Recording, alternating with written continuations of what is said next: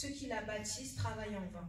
Si l'Éternel ne garde la ville, celui qui la garde veille en vain. Amen. Amen. Et ici, moi, ce qui m'a intéressé, c'est le mot bâtir. Et du coup, j'ai cherché la définition. Vous pouvez prendre place. Amen. J'ai cherché la définition de bâtir et ça signifie élever sur le sol à l'aide de matériaux assemblés. Et l'un des synonymes de bâtir, c'est construire, qui signifie bâtir, suivant un plan déterminé. Le premier point que nous allons prendre, dont je vais parler, c'est élever sur le sol. Donc si tu prends des notes, tu peux écrire. Élever sur le sol. Ton cœur ne suffit pas. Ton bon cœur, on dit que oui, il faut que notre cœur, ça soit une bonne terre. On nous parle souvent de la parabole avec les 4 terres, etc., qu'on doit être une bonne terre. Mais ton cœur ne suffit pas. Il faut aussi que tu sois sur une bonne terre. Il faut aussi que l'endroit où tu bâtis soit une bonne terre. Amen. Pour cela, nous allons prendre... Alors, il y aura beaucoup de versets, donc ça serait bien d'écrire pour vous-même après. Ça serait bien si...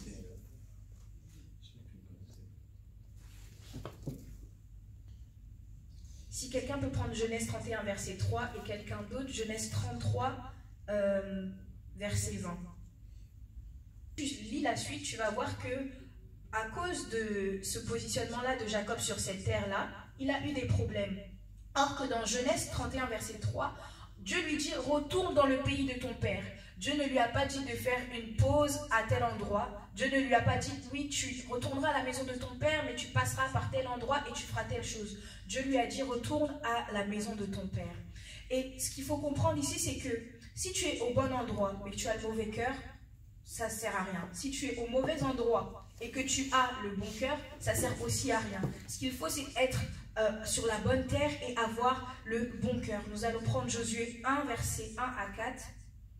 Souvent, on ne s'arrête pas là, mais on ne lit pas la suite. La suite dit « Vous aurez pour territoire depuis le désert et le Liban jusqu'au grand fleuve, le fleuve de l'Euphrate, tout le pays des Étiens et jusqu'à la grande mer vers le soleil couchant. Amen. » Tout ça pour dire que des fois, moi, honnêtement, j'utilisais ce verset à tort et à travers. C'est-à-dire que parfois, je sens qu'il ne faut pas que j'aille à un endroit, mais vas-y, comme je suis têtue, je vais quand même aller. Et en plus, j'ai ce verset en tête et je dis, oui, tout endroit qui foulera la plante de mes pieds, tu me le donnes en héritage. Or, ici, quand tu lis la suite, tu comprends que Dieu te dit, là où foulera la plante de tes pieds, je te le donne en héritage sur un territoire précis. Et souvent, on comprend mal. Et quand j'ai vu ça, j'ai dit, waouh, en fait, tout ce temps, moi, je me disais que, même si je vais là-bas alors que je n'étais pas censée être là-bas, puisque tu me dis tout endroit qui foulera la plante de mes pieds, tu me le donnes en héritage, alors j'ai le droit d'y être. Or que pas du tout. Tu dois bâtir sur l'endroit où Dieu t'appelle. Tu ne peux pas bâtir n'importe où. Tu ne peux pas aller n'importe où. Tu ne peux pas bâtir sur n'importe quel sol. Ça doit être sur un territoire précis. Un enfant de Dieu ne met pas ses pieds n'importe où. Et c'est comme avec, on connaît tous Jonas. Jonas, voilà, je ne vais pas rentrer dans les détails, il était à l'endroit où il ne fallait pas, on l'a jeté, il s'est retrouvé dans la bouche de la baleine. Un autre exemple, c'est, vous voyez quand on chante par exemple dans une chorale, il y a 3 voix, en tout cas pour les filles, la voix plus basse, alto, la mezzo-soprano, et il y a la soprano, la voix la plus haute. Et maintenant, c'est comme dire à une fille qui a une voix grave, qui chante en alto, chante en soprano. Et en fait, ça ne va pas valoriser, tu ne valorises pas la voix de la personne et tu risques même de dire que non, la personne ne chante pas bien, elle n'a pas de talent. Pourquoi? Parce qu'elle n'est pas positionnée au bon endroit. Elle a une belle voix, donc elle a le bon cœur si on veut, mais elle n'est pas positionnée au bon endroit. Et souvent, c'est ce que nous, on s'afflige nous-mêmes. Dieu te veut à tel endroit, toi tu veux aller à tel endroit, et en plus tu oses dire oui, mais ça m'appartient, ça t'a dit dans ta parole que ça m'appartient. Non, il y a des territoires qui sont bien délimités par Dieu où tu peux aller. Par exemple, on sait que Dieu veut qu'on puisse travailler, Dieu veut que tu puisses te marier, etc. Mais ce n'est pas tous les endroits où tu dois aller. Parce qu'après, dans certains endroits, si tu vas alors que Dieu ne t'a pas appelé, tu vas voir que, oh non, ça ne fonctionne pas, oh non, il y a la stérilité. Et tu vas commencer à accuser les sorciers de ta famille qui n'y sont pour rien, c'est toi-même. Parce qu'il faut comprendre que si tu es sur le territoire de Dieu, tu as sa protection. Mais si tu n'es pas sur son territoire, là, tu es à la merci de tout le monde, en fait. Amen. Amen. Et vraiment, pose la question à Dieu. en cette rentrée, en ce nouveau mois, bon là c'est plus un nouveau mois, c'est bientôt la fin du mois, mais en cette rentrée, c'est comme une nouvelle saison, c'est un nouveau départ, pose des questions à Dieu. Demande-lui, où est-ce que je dois être? Où est-ce que je dois me positionner? Ne va pas à tel endroit parce que c'est beau, ne va pas à tel endroit parce que tout le monde y va. Non, tu dois y être parce que Dieu t'appelle à y être. Amen. Amen, amen. Le deuxième point, c'est à l'aide de matériaux. Si tu veux créer une intimité entre toi et Christ, il y a des matériaux que tu ne peux pas utiliser, tout comme il y a des matériaux que tu dois utiliser. C'est comme dire à un cuisinier d'utiliser un marteau pour cuisiner, ça n'a pas de sens. Et c'est comme dire à quelqu'un qui travaille dans un chantier de prendre une spatule, ça n'a pas de sens. Et souvent, c'est ce qu'on fait. On veut bâtir une relation avec Christ avec les mauvais outils. Un chrétien, son outil de base, c'est la parole de Dieu. Il y a tout dedans. C'est ça ton outil de base. C'est pas je ne sais quoi ou quoi, c'est la parole de Dieu. Et pose-toi la question de qu'est-ce que tu as dans ta boîte à outils? Et pour cela, nous allons prendre Jérémie 22, 13 à 14. Pose-toi la question, avec quoi tu bâtis ta maison? Avec quoi tu bâtis ta relation avec Dieu? Avec quoi tu bâtis tes projets en fait? Il y a des gens, dans leur boîte à outils, il y a le désordre, il y a la procrastination, il y a le manque de discipline. Et en fait, si tu prends n'importe quel outil, ta maison aussi, elle va ressembler à rien. Si tu ne prends pas les bons outils, toi, sur le plan, c'était une maison avec 3 chambres, etc. Enfin, Dieu avait planifié pour toi une maison avec 3 chambres. Mais toi, comme tu prends les mauvais outils, tu vas voir ta maison, au bout de 1 mois, elle est délabrée. Au bout de même pas 1 jour, les fondements tombent. Tu dois utiliser les bons outils. Amen. Amen. Par exemple, souvent quand on passe à côté de chantiers, on dit que oui, cet immeuble-là sera construit pour 2028. Il y a des objets précis que tu dois utiliser et tu comprends aussi que une maison, ça ne se bâtit pas comme ça. Tu ne peux pas bâtir une maison du jour au lendemain. Tout comme tu ne bâtis pas une relation, on n'a qu'à regarder comment on construit nos relations avec les gens. Par exemple, si vous avez des meilleurs amis, c'est pas comme ça que tu deviens meilleur ami. Moi, je sais que j'ai mon meilleur ami. Au début, je ne l'aimais pas. Quand la première fois que je l'ai vu, je ne l'aimais pas. Et au fur et à mesure que tu es là, tu côtoies la personne, etc., vous bâtissez votre relation et ça grandit. Il y a des épreuves, etc., mais ça permet de faire grandir votre relation. Mais nous, on veut du fast-food directement. J'ai jamais vu une belle maison, être construite comme ça en 2 minutes. Alors pose-toi des questions, franchement, moi je veux pas, même si la maison elle est belle mais qu'on me dit qu'elle a été faite en 2 minutes, moi je veux pas y habiter, c'est pas pour que pendant que je dors, je vois des briques sur ma tête, etc., que les fondements sont tombés. Et c'est ce qu'on veut faire dans la vie chrétienne en fait. On veut aller fast, mais quand tu fais les choses en les faisant rapidement, tu manques des étapes. Et si tu manques des étapes, ben, tu manques des clous à mettre, tu manques des trucs à percer. Ne t'étonne pas que tout retombe sur toi. C'est pour ça que dans Psaume 127 dit que si ce n'est pas l'Éternel qui bâtit, celui qui le fait en vain. Ce qui veut dire qu'un jour ou l'autre, ça tombera. Un jour ou l'autre, tu auras les conséquences de ces mauvais fondements. Amen. Amen. Amen, amen. Nous allons reprendre Marc 16, verset 20. Il y a des gens qui construisent leur relation avec Dieu à cause de la tristesse. Moi, je parle de moi parce que c'est l'exemple le plus vivant que je puisse vous donner.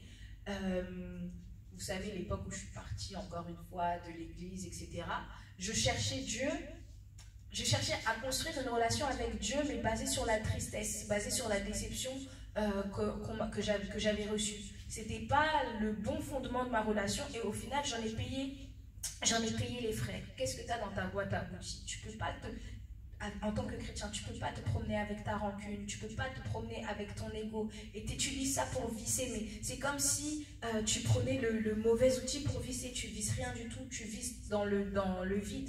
Qu'est-ce que tu as dans ta boîte à outils? Marc 16, verset 20. Alors fais-le avec lui. Si tu ne bâtis pas ta relation avec lui, tu bâtis ta religiosité. Si tu ne bâtis pas ton intimité avec Dieu, tout ce que tu fais, désolé de le dire, tu bâtis ta religiosité. Mais en bâtissant ta religiosité, tu ne trouveras jamais Dieu. Tu ne le trouveras jamais. Est-ce que dans ton service, tu coopères? Tu coopères avec ta rancune, tu coopères avec ta haine, mais tu ne coopères pas avec Dieu. Tu coopères avec tes déceptions, mais tu ne coopères pas avec Dieu. Tu coopères même avec tes peurs, mais tu ne coopères pas avec Dieu. Ici, quand on lit Marc 16, verset 20, il est dit, ils s'en allèrent prêcher partout. Le Seigneur travaillait avec eux. Ce n'est pas eux qui travaillaient comme ça pour le Seigneur, et le Seigneur n'était pas... À chaque fois que tu fais quelque chose pour Dieu, Dieu doit travailler avec toi. À vrai dire, tout ce que tu fais dans ta vie, tu dois travailler avec Dieu. Que ce soit, bon, peut-être moi je suis la seule encore à l'école, donc dans ton travail, tu dois travailler avec Dieu. C'est pas juste le dimanche quand tu viens, tu es là et tout, que tu travailles pour Dieu. Non, tout ce que tu fais, en fait, tu dois travailler pour Dieu. On est des ambassadeurs de Christ, en fait. Un ambassadeur, il représente sa marque tous les jours. C'est pas, il représente sa marque le lundi, et mardi, on le voit dans la rue en train de faire des choses qui n'ont aucun sens. En plus, il ternit sa réputation et il ternit la réputation de sa marque. Et c'est ce qu'on fait. C'est ce qu'on fait. Est-ce que tu coopères dans ton service avec Dieu? Arrête, examine-toi et dis-toi, quels sont les sentiments qui m'animent quand je fais telle chose pour Dieu? Des fois, tu fais les choses pour Dieu pour te montrer, mais tu ne les fais pas pour Dieu, tu les fais pour toi-même, tu les fais et tu bâtis ta religiosité. Ce n'est pas pour Dieu. Amen. Amen. Amen. Tu dois travailler avec Dieu pour tout, mais vraiment pour tout. Je sais qu'en chacun de nous, on a des projets. Chacun de nous, on a des projets, on veut accomplir telle chose. Tu dois travailler avec Dieu et à son rythme. C'est pas à ton rythme, c'est pas à toi d'imposer à Dieu, de dire oui Dieu, moi je veux ça maintenant. C'est que tu travailles pas avec Dieu. Tu veux que Dieu travaille avec toi, mais tu veux pas travailler avec lui. Tu veux qu'il soit ton associé, mais toi tu veux pas être son associé. Ça fonctionnera jamais. Travaille avec Dieu. Apprends à coopérer avec lui. Le point suivant, c'est suivant un plan déterminé. Et qui dit plan, dit chef de projet. Et le chef de projet, ça signifie quelqu'un qui organise et conduit les différentes phases du projet dont il assume entièrement le management. Et dans mes études, moi je vois ce que c'est le management. Le professeur nous a donné une explication très brève du management, PODC, qui signifie planifier. C'est-à-dire que quand tu es né, enfin Dieu il est vraiment merveilleux. Quand tu es né, Dieu il avait déjà fait les plans de ta vie, c'est-à-dire qu'il avait déjà bien tracé, il n'y a pas de gribouillis, il n'y a pas de gomme, il n'y a pas c'est pas froissé, c'était parfaitement fait. Avant même que tu naisses, Dieu c'est l'architecte de ta vie, il avait déjà tout tracé. Et c'est comme si Dieu te donne ce plan tout fait, toi tu viens avec ton crayon, tu viens rajouter des trucs qui n'étaient pas prévus. Mais tu n'auras pas le résultat que Dieu voulait pour toi. Et si tu n'as pas le résultat de ce que Dieu voulait pour toi, pose-toi la question, tu auras le résultat de qui? Si c'est plus Dieu l'architecte, c'est qu'il y a quelqu'un d'autre qui a repris le chantier. C'est comme quand tu prends des plats qui sont tout faits, tu as juste à lire la consigne, le mettre dans le micro-ondes le temps qu'on te dit, mais toi, Dieu te donne un plat qui est déjà tout... C'est comme si Dieu te donne un plat qui est déjà tout fait.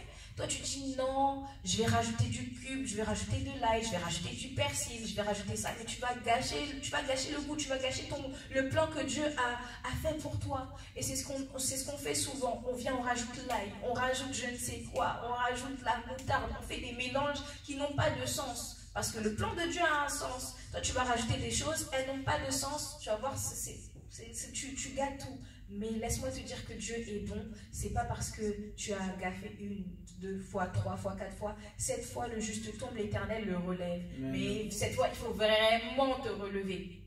Il faut vraiment te relever. Amen. Qui va être relevé ce soir?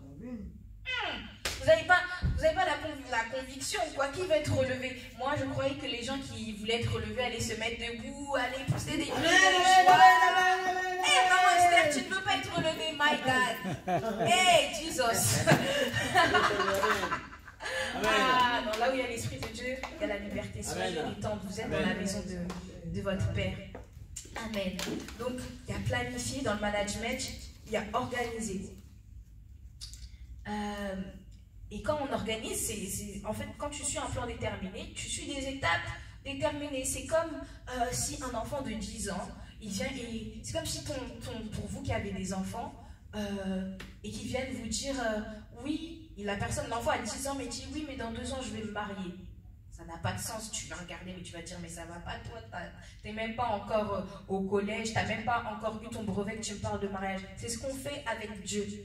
Dieu veut que tu passes par telle étape, toi tu veux sauter directement, mais t'as pas la maturité. C'est ça qu'il faut comprendre. Lorsque Dieu est ton manager, lorsque Dieu est ton chef de projet, tu dois passer par des étapes que tu peux pas...